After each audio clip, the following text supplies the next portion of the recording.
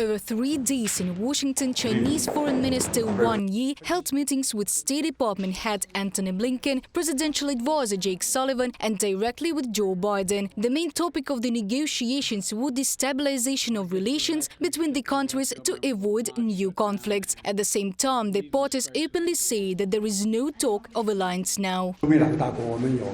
As two leading countries in the world, China and the United States have differences and contradictions, but also share important common interests and face common problems that require them to jointly resolve. China and the United States should resume comprehensive dialogue to realize mutually beneficial cooperation, stabilize relations between the countries, and put bilateral relations on the path of healthy, stable and sustainable growth as soon as possible.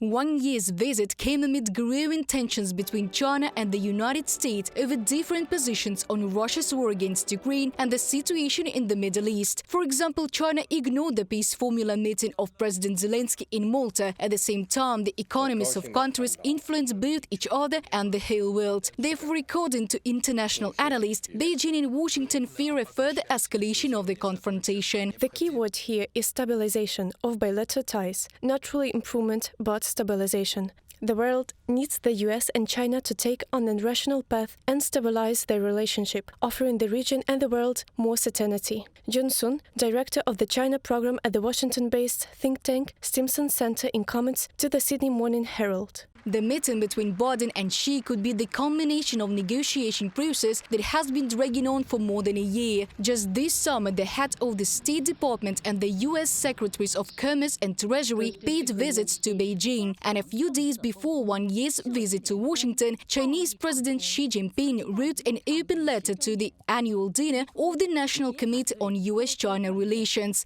In it, he noted that the fate of humanity depends on the relationship between the countries and that China is open to cooperation. Therefore, analysts expect the leaders' meeting in November to be long and cover a variety of issues.